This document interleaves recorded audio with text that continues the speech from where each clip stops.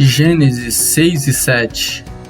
As condições do mundo, hoje em dia, assemelham-se àquelas que prevaleciam nos dias de Noé, quando os homens tinham se corrompido a ponto de se frisar que encheu-se a terra de violência. Gênesis capítulo 6, versículo 11. E Deus teve que lavrar sentença de condenação contra ela. Deus avisou aos de então: não contenderá o meu espírito para sempre com o homem. Farei chover sobre a terra 40 dias e 40 noites, e desfarei de sobre a face da terra toda a substância que fiz. Gênesis capítulo 6, versículo 3, capítulo 7, versículo 4. Porém, aqueles homens não quiseram dar ouvidos, tal como sucede também hoje em dia.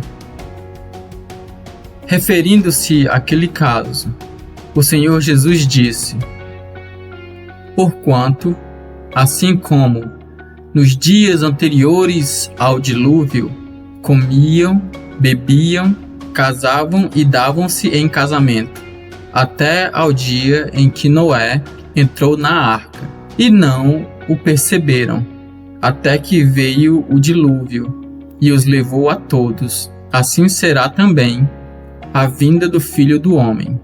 Mateus, capítulo 24, versículos 38 e 39. E olhai por vós, não aconteça que venha sobre vós de improviso aquele dia. Lucas, capítulo 21, versículo 34.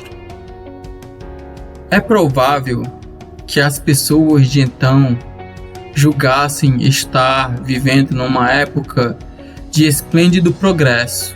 Muitos dos sábios daquela época diriam: você está completamente enganado, Noé. Só você tem essa opinião. Portanto, é melhor deixar de trabalhar na construção desse navio gigante e parar de proclamar ideias tão estranhas. Venha aproveitar a vida. Não seja um fanático de mentalidade tão retraída. Será que você acha que todo mundo está enganado e que só você conhece a verdade? E viu o Senhor que a maldade do homem se multiplicara sobre a terra.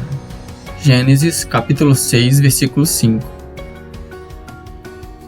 Igualmente, hoje em dia, Deus toma conhecimento de todas as coisas vis e ferozes que se cometem.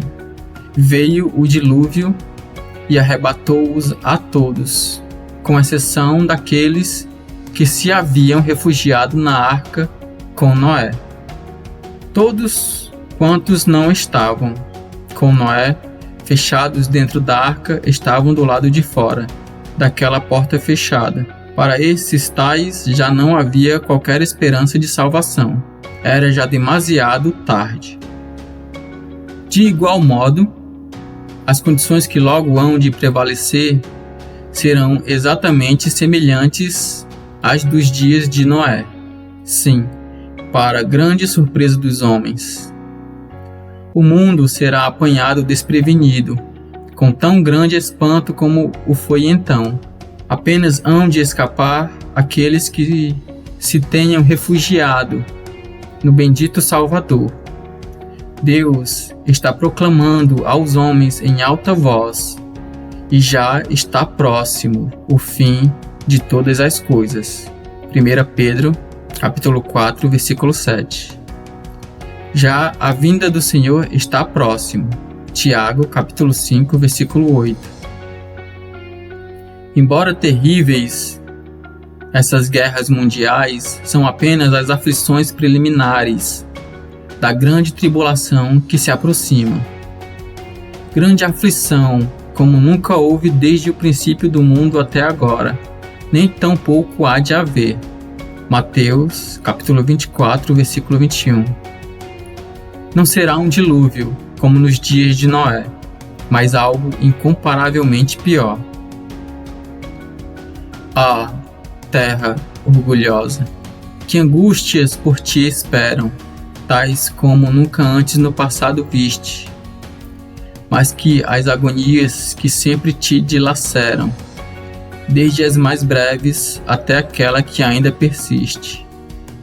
Aquele que morreu na cruz do Calvário, o bondoso Salvador que hoje está na glória, virá outra vez em todo o poder e majestade da sua eterna divindade, para julgar aqueles que o têm rejeitado. Segundo Tessalonicenses 1 e 2. Aqueles que se preocupam com o estado deste mundo estão percebendo que os dias da atualidade são deveras ameaçadores. Os governantes estão consternados, homens desmaiando de terror na expectação das coisas que sobrevirão ao mundo. Lucas, capítulo 21, versículo 26. As nações mais privilegiadas têm se tornado, nestes últimos anos, materialistas, amantes dos prazeres, agindo em todos os sentidos, como se a existência de Deus nada venha a influir em sua maneira de proceder. Deus dotou o homem com uma mente de inteligência, da qual este se serve para argumentar contra ele, e hoje mais do que nunca, para inventar armas de destruição diabólicas, com as quais possa matar os seus semelhantes.